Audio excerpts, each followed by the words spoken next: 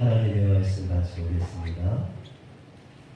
시편 73편 27절 28절의 말씀을 같이 보겠습니다. 제가 가지고 있는 성경은 구약성경 255면에 나와 있습니다.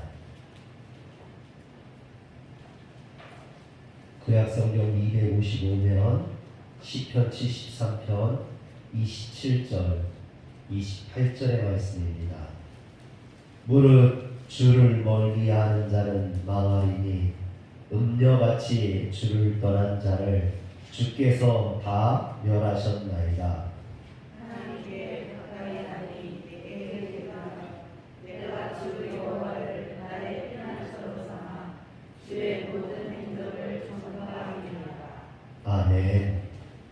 할렐루야. 오늘은 크리스마스 다음 날 12월 26일입니다. 오늘을 밝혀서 영국에서는 박싱데이라고 해요. 박싱데이. 12월 26일을 박싱데이라고 합니다. 중세 시대 때 이렇게 성탄절에 가족들이 모여서 서로 선물을 교환하고 나누죠. 기쁨을 나누고 은혜를 나누고. 그리고 그 다음 날이 26일 날에는 영지들이 뭐라고 해야 될까요?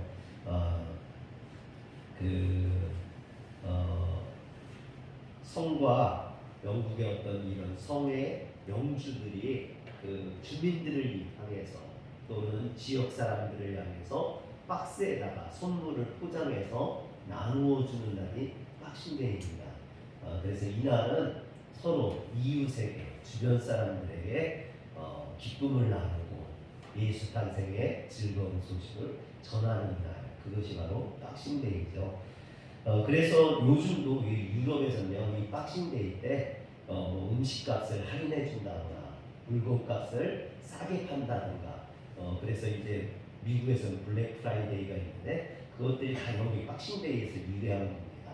또 유럽 축구에서는 이 성탄절의 분위기를 축구장에 연결하기 위해서 크리스마스 다음 날 26일부터 1월 2일까지 새해 첫날까지 팀마다 한 3경기씩을 이렇게 한 3, 4일마다 한 경기씩 해가지고 사람들에게 즐거움을 주고 기쁨을 주기 위해서, 물론 선수들은 힘들죠. 이렇게 일주일에 한 번 뛰어야 되는 경기를 3, 4일에 한 번 뛰다 보니까 힘이 들고 어렵기도 하지만 이 박싱데이 때 승부에 따라서 승리가 요동을 치고 또 많은 경기를 하면서 관중들이 기뻐하고 즐거워하는, 사람들에게 기쁨을 주기 위해서 이런 것들을 하는 거죠. 이 박싱데이 때 저도 좀 힘이 들어요. 수요일 예배 드렸죠. 토요일 날 예배 드리죠. 또 오늘 주일 드리죠. 또 이제 송구영신 예배 드리고 신년 예배 있고요.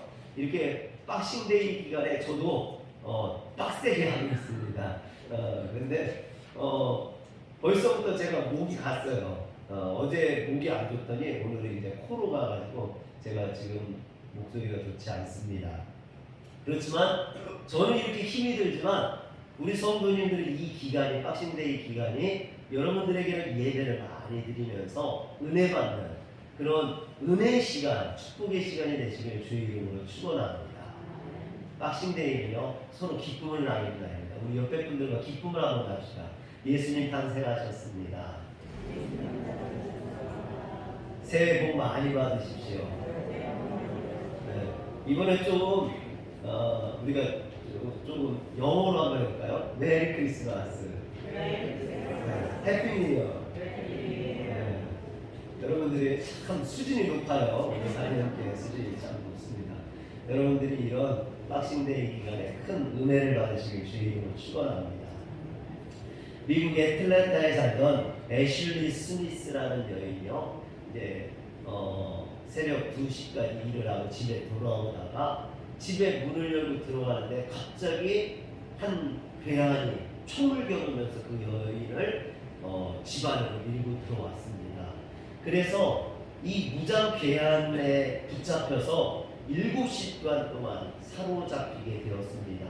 이 괴한은 누구냐면요, 브라이언 니콜스라는 인물인데 애틀랜타 폴튼 카운티 법정에서 출두해서 재판을 받던 중에 자신을 감시하던 자들의 그 총을 빼앗아서 한 사를 비롯해서 4명을 죽이고 도망친 그런 수배범입니다. 이런 사람에게 지금 이 애슐리가 붙잡힌 거예요. 그래서 손발이 묶여가지고 이제 구금되어 있는 거죠. 그런데 이 애슐리가 그리스도인이에요. 그리스도인이라 이 위급한 상황, 절대절명의 이 위급한 상황에 그가 기도를 합니다. 그러면서 마음의 평안을 얻게 되는 거죠. 그리고 나서 침착하게 그와 대화를 시도합니다. 그 자신을 이제 죽일 수도 있는 그 흉악범과 대화를 하는 거죠. 그런데 이 그녀와 말을 하다가 감동을 받은 이 브라이언 니콜스라는 사람이 애슐리를 손발을 풀어주게 돼요. 풀어주게 됩니다. 그랬더니 이 애슐리가 한 가지를 더 부탁해요. 내가 부탁하고 싶은 게 있는데 들어줄 수 있겠느냐? 뭐냐? 그러니까 내가 책을 읽고 싶은데 책을 읽어도 되겠느냐? 그래서 책을 읽으라는 거죠. 그래서 이 애슐리가 갖다 읽은 책이 리고렌 목사님의 목적이 이끄는 삶이라는 책을 읽게 됩니다. 그런데 뜻밖에도 이 브라이언이 애슐리가 책을 읽고 있으니까 그 책 내용이 궁금한 거예요. 그래서 애슐리에게 그 책의 내용에 대해서 물어봅니다. 그래서 이 애슐리가 책 내용을 시작으로 해서 인생의 목적, 인생을 왜 살아야 되는지, 어떻게 살아야 되는지 이런 이야기들을 하게 되는 거예요. 여러분, 그리고 이제 아침이 밝아올 때 이 애슐리가 그를 위해서 팬케이크를 구워줍니다. 그러면서 오늘 내가 당신을 만난 것도 하나님께서 어떤 목적이 있어서 당신을 만나게 해주신 것이다. 그런데 내가 볼 때 그 목적은 당신을 자수하게 하기 위한 거다. 당신 이렇게 범죄자로 죽지 말고 자수해서 새로운 인생을 살아라 권면을 합니다. 그래서 이 브라이언 니콜스가 울면서 회개를 하고 자수를 하게 돼요. 할렐루야. 여러분, 나중에 사람들이 애슐리에게 물어봅니다. 어떻게 그런 와중에 위험 순간에 책을 읽을 수 있었느냐 물어봅니다. 그러자 그녀가 자신은 매일 아침에 성경과 경건서적을 읽는 것이 자신의 삶의 우선순위였다. 그리고 그 위험을 느끼던 순간이야말로 그녀가 해야 될 그 무엇보다 중요한 일은 내가 하나님을 가까이 해야겠다. 이 위험한 순간에 내가 해야 될 일은 하나님을 가까이 하는 것이다 라고 느꼈다라는 것이죠. 사랑하는 성도 여러분, 여러분들의 삶의 우선순위가 무엇입니까? 여러분들의 인생의 우선순위가 뭐냐는 거죠. 정말 하나님이 여러분들의 삶의 우선순위입니까? 아니면 그냥 하나님은 여러분들의 삶의 액세서리와 같은 시간이 남으면 예배드리고 조금 여유가 있으면 헌금하고 그렇지 않으면 하나님 잃어버리고 사는, 사랑하는 성도 여러분, 여러분은 진정 하나님을 가까이 하고 살고 있습니까? 여러분 하나님을 가까이 하고 계십니까? 아니면 요즘 부부들도 남남처럼 서로 다른 방을 쓰고 서로 뭐 그런다는데 하나님과도 그렇게 서먹서먹하고 남남처럼 그렇게 지내고 계십니까? 어려운 순간에 위기 가운데 인생의 중요한 기로에서 하나님을 가까이 하시길 바랍니다. 오늘 우리가 찬양했잖아요. 인생이 힘들고 고난이 겹칠 때에 주님여 날 도와 주소서. 외치는 이 소리 귀 기울이시사 손잡고 날 인도하소서. 아멘. 여러분, 인생이 힘들고 어려울 때 하나님의 손을, 하나님을 가까이 하시길 주의 이름으로 피곤합니다. 오늘 시편 74편은 다윗 시대 3대 악장 중 한 명이었던 아삽의 시입니다. 시편에는 이 아삽의 시가 10편 정도 나와 있어요. 오늘 시편 73편은 이 아삽의 시 중에 제일 먼저 나오는 그런 시입니다. 그런데 이 아삽은요, 지금 고민하고 있습니다. 걱정하고 있어요. 염려하고 있습니다.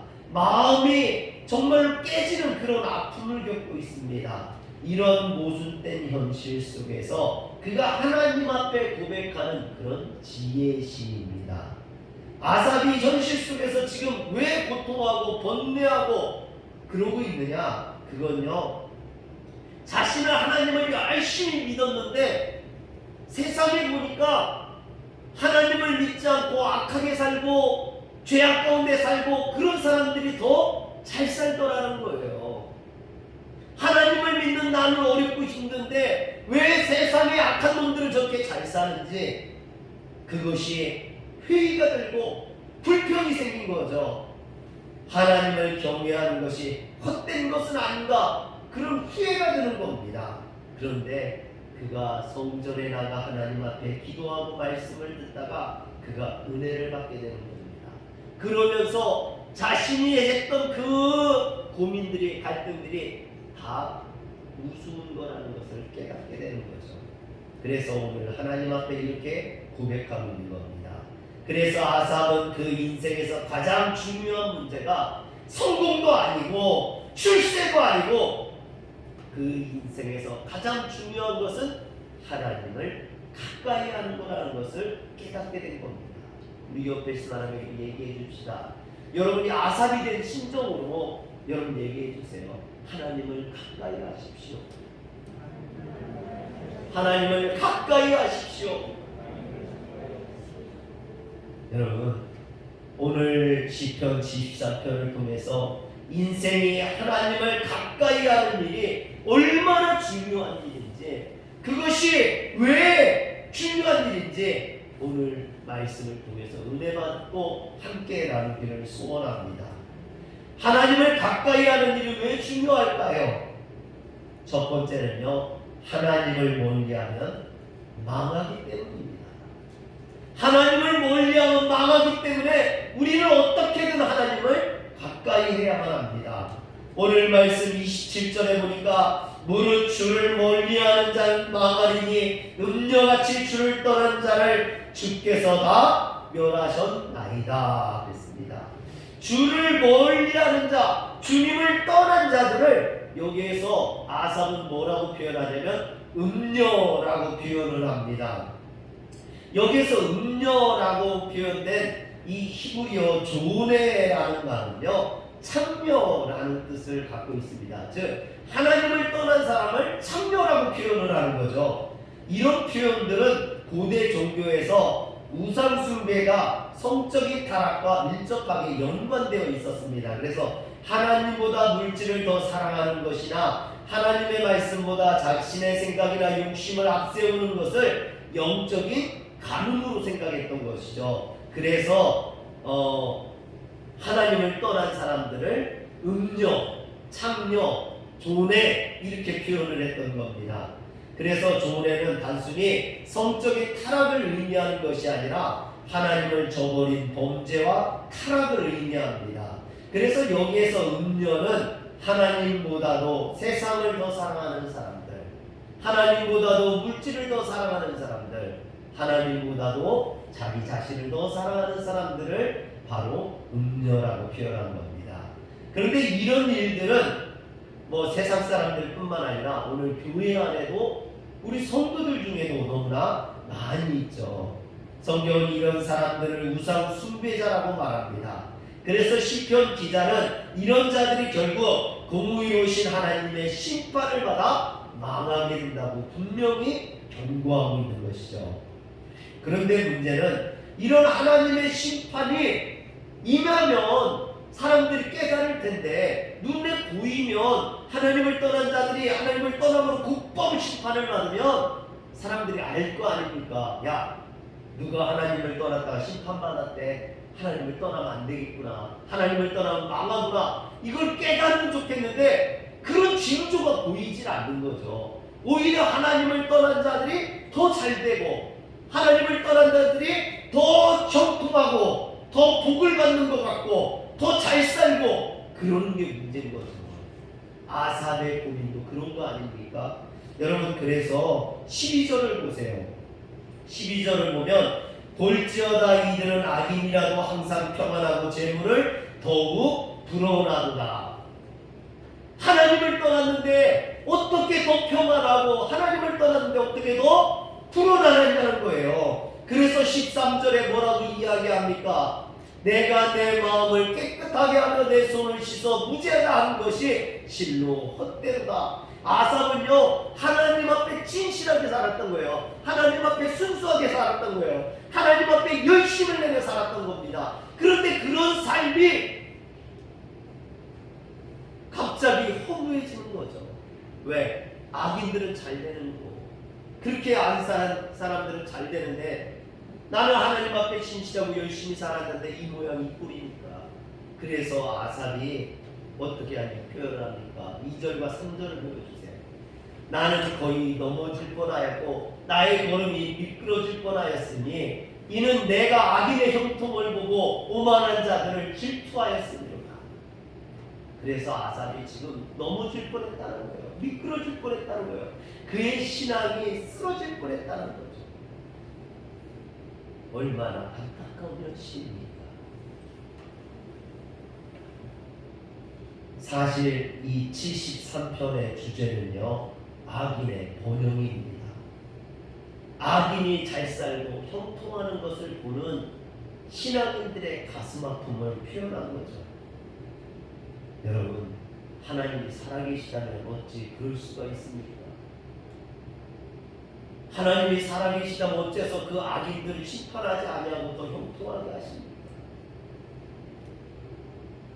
제가요 성탄절 때 성도들도 뭐 한 3명 되는데 교회에 오는 사람도 없고 그래서 마을 노인정을 빌려서 노인정을 꾸미고요. 그리고 거기에서 아이들하고 공연을 했어요. 공연을. 그리고 저희 집사람이 떡국을 끓여서 마을 사람들이 대접을 했습니다. 누가 도와주는 사람도 없고 집사람은 막 떡국 끓여가지고 막 날르느라고 정신없고요. 저는 아이들 가르쳐가지고 막 공연하고. 근데 선배 목사님 2분이 응원차 왔어요. 애쓴다고 왔어요. 근데 한 분이 저한테 그러는 거예요. 이 목사 왜 이래? 이거 하느라고 돈 쓰느니 차라리 그거 가지고 선배 목사님들 선물 사다 드려. 그게 더 빨라. 그러는 거예요. 여러분 세상 사람들 보면 그게 빠를 수도 있겠죠. 그러나 저는 그런 게 아니잖아요. 하나님이 원하시는 건 그런 게 아니잖아요. 그렇게 해서 빨리 번창하고 빨리 큰 교회 가고 그게 무슨 의미가 있습니까? 하나님이 기뻐하시는 삶을 사는 게 중요한 거죠. 내 삶을 통해서 하나님께 영광스럽게 하는 게 중요한 거죠.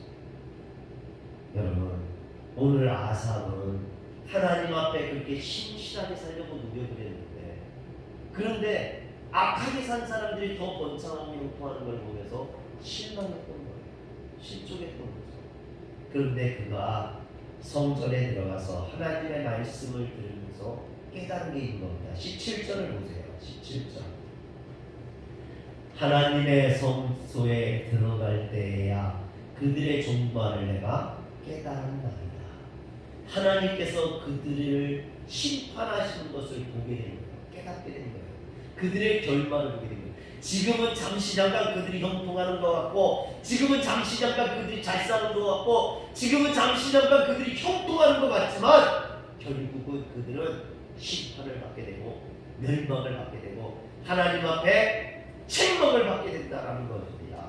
이것을 깨닫는 순간 그가 지금까지 해오던 모든 고민이 사라진 거예요. 그가 지금까지 해오던 그런 불평과 원망이 다 사라진 겁니다. 아, 내가 지금 가는 길이 바른 길이구나.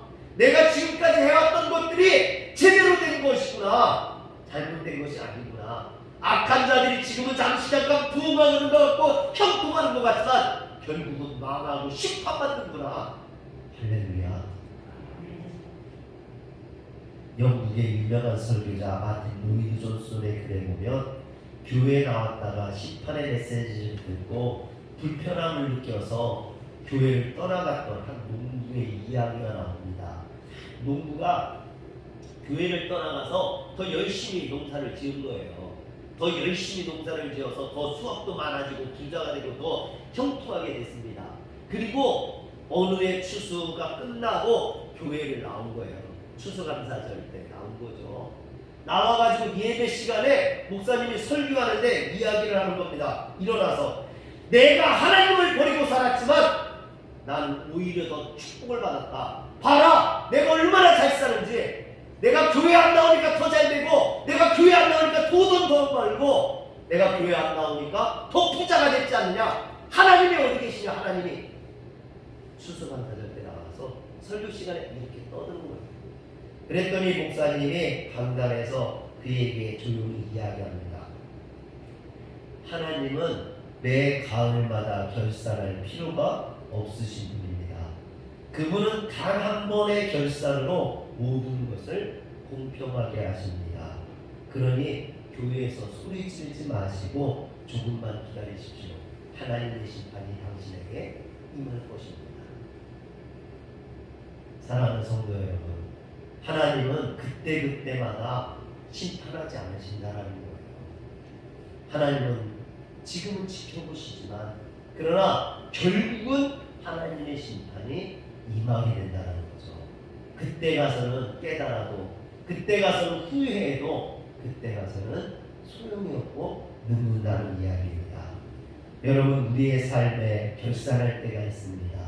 그런데 하나님을 믿지 않는 자들은 그것을 비웃는 자들에게는, 하나님을 믿지 않는 자들에게는 그날이 심판날이 될 것입니다. 그리고 그날에 그들은 멸망받게 되겠죠. 여러분, 그날이 언제 오냐면 그날은 알지 못해요. 그날은 도적같이 온다고 있습니다. 그러므로 우리는 항상 깨어 기다려야 하는 줄 믿으시길 바랍니다. 분명한 것은 그들이 심판받는다는 거예요. 악인들은 심판받는다는 겁니다. 하나님을 가까이 하지 않는 자들은 심판받는다는 거죠.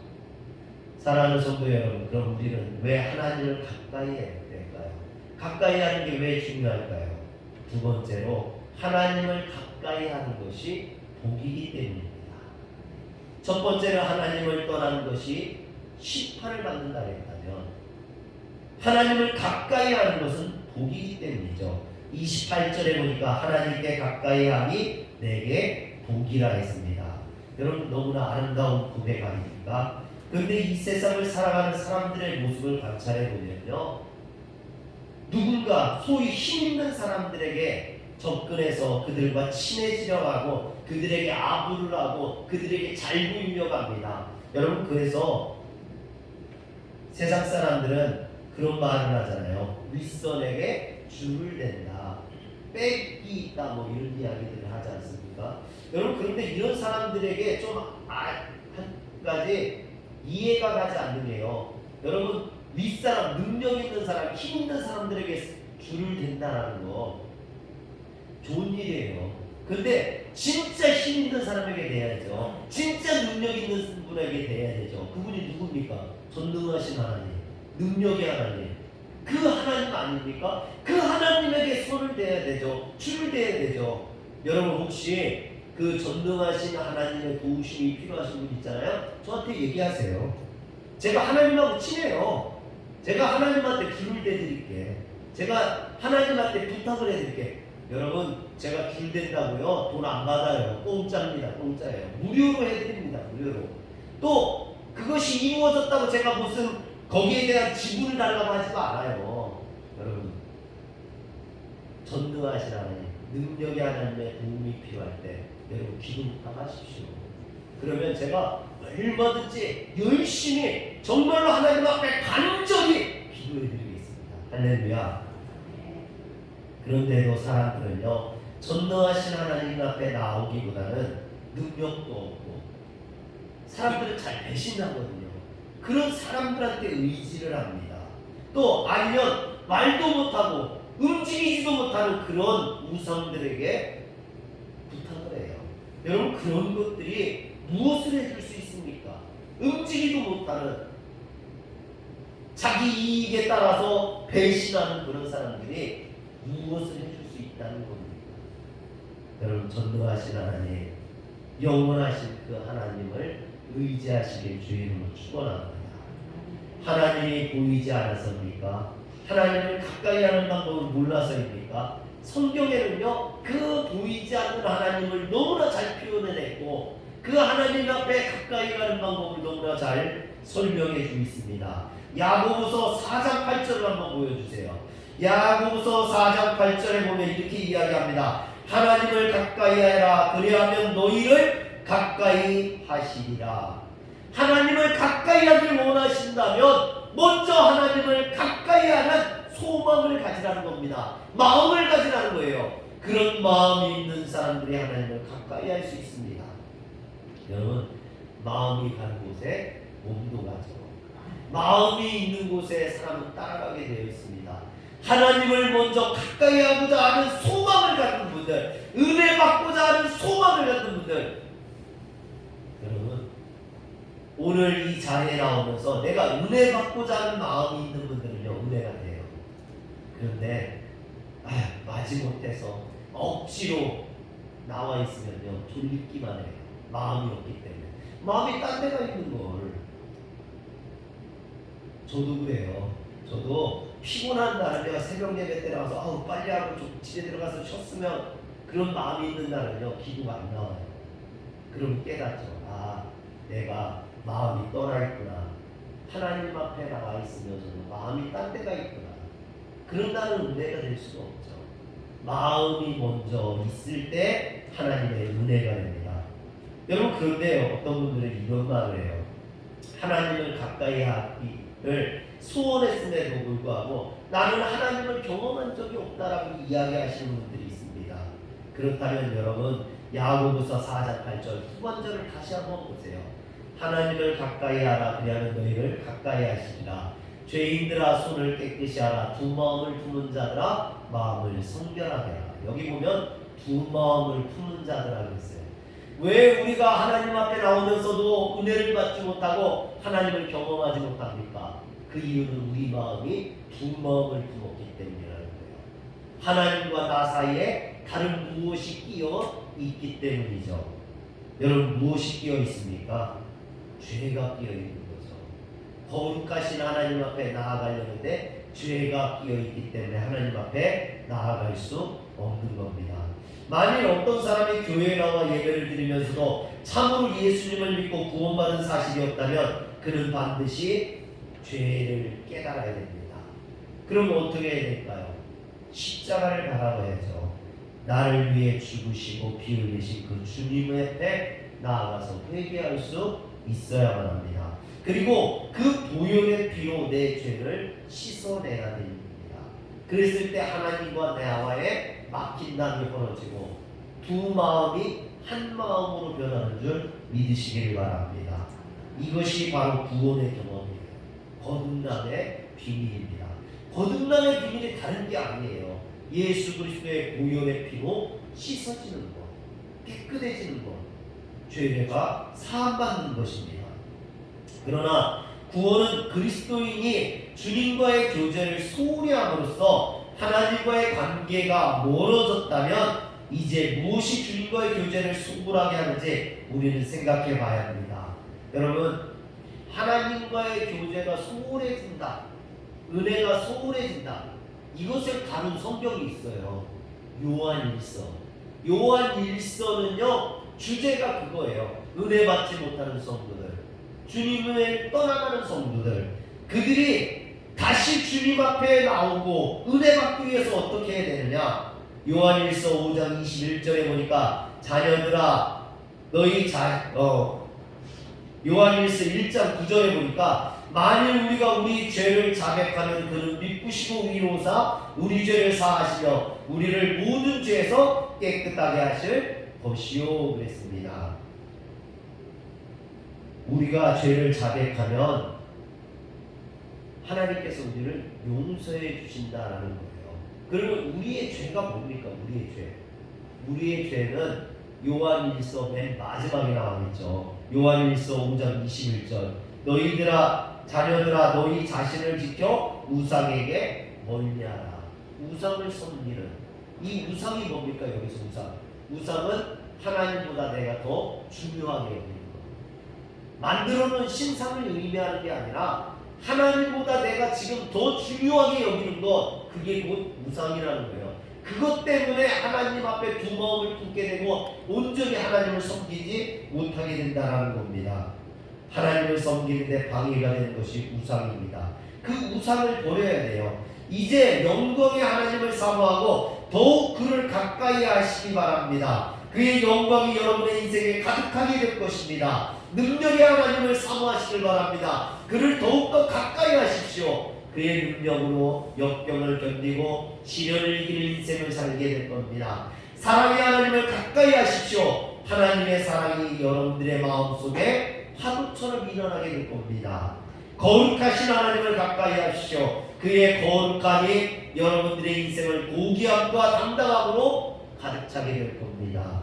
지혜의 하나님을 가까이 하십시오. 그의 지혜가 여러분들의 인생길을 인도해 줄 믿으시길 바랍니다.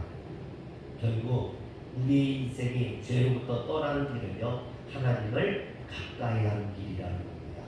하나님을 가까이 함으로 여러분들의 인생에 복이 찾아오는 줄, 하나님의 은혜가 찾아오는 줄 믿으시길 바랍니다.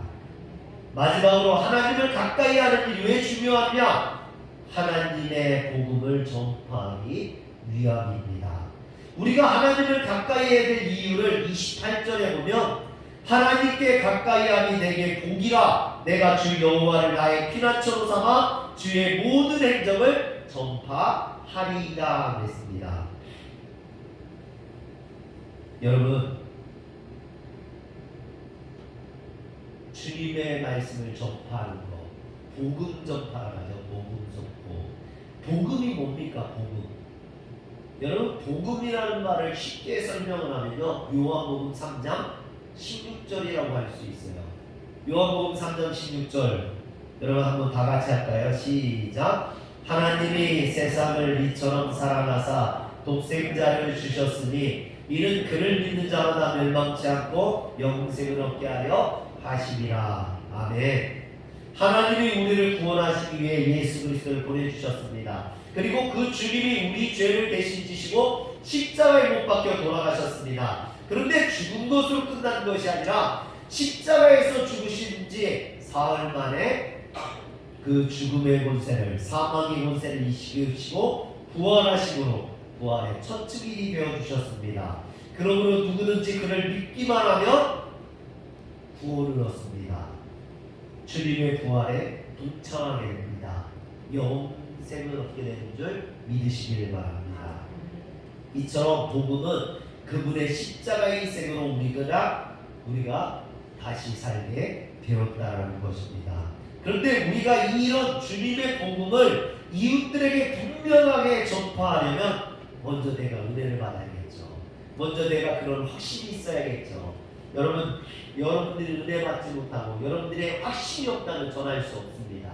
그러나 여러분들이 말씀 안에 은혜로 가득하게 되면 정말 나가서 증거하게 되는 줄 믿으시길 바랍니다. 그분 앞에 나와 그가 베푸신 용서, 그가 예비하신 안식, 그가 제공하는 조건 없는 사랑의 은총을 누려보시길 바랍니다. 그리고 당신이 경험한 그 사랑과 은혜가 너무도 커서 더 이상 잠잠할 수 없거든 나아가서 전하시기 바랍니다. 예수가 구원이라고, 예수가 소망이라고, 예수가 생명이라고. 할렐루야. 여러분, 바로 이것이 전도입니다. 전도가 다른 게 아니에요. 그냥 여러분들이 받은 은혜를 가서 전하는 겁니다. 제가 설교를 시작할 때 리고레 목사님의 목적이 이끄는 삶을 이야기했는데요. 이 책에서 보면 책에서 인생의 가장 중요한 목적은 복음의 비밀을 온 세상 모든 이웃들에게 나누는 것이며 바로 이 목적이 주님을 영접한 모든 사람들의 궁극적인 사명이 되어야 된다 이렇게 되어 있어요. 이 책의 목적 또 예수를 믿는 사람들의 목적 그건 뭐냐? 바로 복음을 전하는 것이다 라는 거죠. 그래서 제가 이제 이 책을 읽었는데 보면 리고렌 목사님은 계속해서 전도와 복음 선포를 이야기합니다. 그런데 리고렌 목사님이 이렇게 인생의 목적, 그의 인생의 목적, 또 교회의 목적을 전도, 복음 전파에 둔 것은요, 그렇게 두게 된 이유가 있어요. 그가 이제 거기 보면 간증을 하는데, 그의 아버지가 돌아가실 때 유언으로 남긴 말입니다. 그의 아버지가 이제 목사님이셨는데 그 유명한 목사님은 아니었어요. 그렇지만 그가 복음을 전파하고 선교를 하면서 약 150개 교회를 세울 정도로 그렇게 열심히 했던 목사님이었는데 그 아버지가 돌아가시면서 이제 그 리고렌 목사에게 이렇게 이야기합니다. 주님을 위해 한 명이라도 더 구원해야 된다. 한 명이라도 더 구원하라. 이 말을요 돌아가시기 전에 100번을 하셨대요. 그러니까 돌아가실 때 뭐 재산 너 가지고 너 아들 뭐 쓰고 이런 얘기한 게 아니라 한 명이라도 더 구원해야 된다. 한 명에게라도 더 복음을 전파해야 된다. 이 말을 100번을 하고 돌아가셨다는 거예요. 그러니 리고렌 목사가 그것을 어떻게 잃어버릴 수가 있겠습니까? 이렇게 아버지가 죽어가면서 말씀하셨는데 그것을 잊어버릴 수가 없는 거죠. 사랑하는 성도 여러분, 우리도 주님을 위해 복음을 전파해야 됩니다. 이것은 리고렌 목사님의 부친의 유언이기 전에 이것은 예수 그리스도의 우리에게 주신 마지막 유언과 같은 명령이기도 하죠. 마태복음 28장, 수연아 마태복음 28장 19절 20절을 보여주세요. 그러므로 너희는 가서 모든 민족을 제자로 삼아 아버지와 아들과 성령의 이름으로 세례를 베풀고 내가 너희에게 분부한 모든 것을 가르쳐 지키게 하라. 볼지어다 내가 세상 끝날까지 너희와 항상 함께 있으리라 하시니라. 아멘. 우리가 복음을 증거할 때 주님 우리와 항상 함께 있어 주시겠다 말씀합니다. 즉 복음 증거하는 것이 하나님을 가까이 하는 일입니다. 여러분 잊지 마시고 하나님을 가까이 하는 삶, 항상 복음 증거의 사명을 사시길 바랍니다. 오늘 아삽은 이런 악인의 형통을 보면서 실망했었지만 그가 하나님 앞에 나와서 성전에서 주님을 가까이 하면서 악인들의 심판을 경험하게 됩니다. 그리고 그가 깨닫게 되죠. 인생에는 부유한 게 목적이 아니고 인생에는 형통이 목적이 아니고 하나님을 가까이 하는 것이 그 어떤 것보다 중요한 거구나.